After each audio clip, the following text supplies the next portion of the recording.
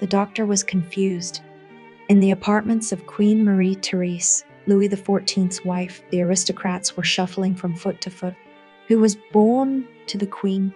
There was a frightened voice of the doctor. "Come out, all of you! The baby did not survive," said the doctor confusedly. The royal court declared mourning for the deceased princess. But Louis XIV grieved not for his daughter, but for his own ego. Of course, we are not at liberty to assert certain facts. How did some interesting details of the 17th century come down to us? Through memoirs. They in turn, in parts, through the gossip of courtiers. In any case, Maria Theresa had a dark-skinned daughter. Perhaps she was Princess Maria Anna, who died 40 days later. It turns out that in this case, the princess did not die immediately after birth. In any case, the color of the princess's skin did not give rest to Louis XIV. The king understood, unlike the Duke of Saint Simon, that two white-faced people have a dark-skinned daughter cannot be born. The Duke of Saint Simon mentions in his memoirs the birth of this princess, and the color of her skin justified by ridiculous conjectures. The doctor tried to quiet the uproar.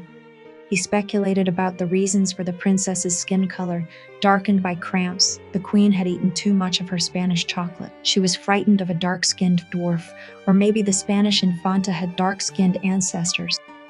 But it was all impossible. Cramps grayed the skin, not darkened it, and Spanish infantes had mostly light hair and eyes. The peculiar legend of a princess with swarthy skin was disproved by the royal family.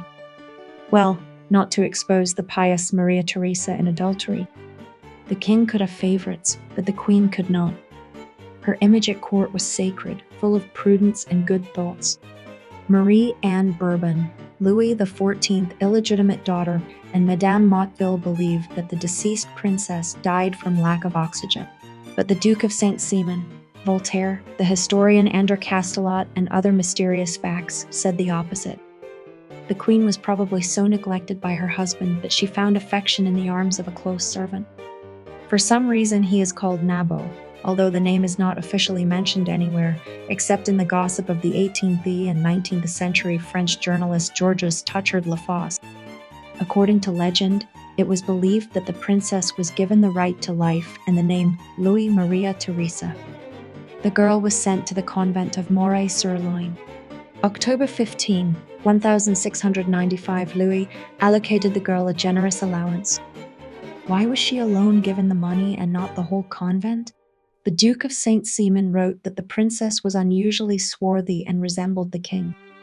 When the king sent her to a convent, he gave her a gift, assigning her a maintenance of 20,000 écus. It was believed that she was his daughter, which made her proud. Some believed that the Moorish woman of Moray was the daughter of the king himself. However, the king's life was more closely monitored than the queen's, and all the king's favorites were known to all the courtiers. The monastery where the princess was sent was an ordinary one. In this monastery, royalty was never brought up, as was customary for those times. However, the girl was soon visited by Madame Maintenon, the future morganatic wife of Louis XIV, who supervised many convents because of her religiosity. After Madame Maintenon, Elizabeth Charlotte of the Palatinate, wife of the king's brother, and the children and grandchildren of Louis XIV became acquainted with the Moorish woman. This fact remains undisputed. The Duke of Saint Simon wrote, "She was treated with far more attention than any famous, prominent person, and she was proud of the fact that she was shown so much care, as well as the secrecy that surrounded her. Though she lived modestly, it was clear that she had powerful patrons behind her." One day she said, "My brother, the great Dauphin, is hunting in the forest." In general, the Moorish woman of Moray has become a mystery and a legend, just like the man in the iron mask. Nowadays, we can't say for sure. Could the queen have stumbled? Quite. Following many of the descriptions in the memoirs, I concluded that Maria Theresa was a kind but not far-sighted person.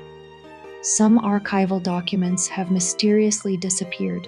There's now a chocolate factory in Moray-sur-Loing.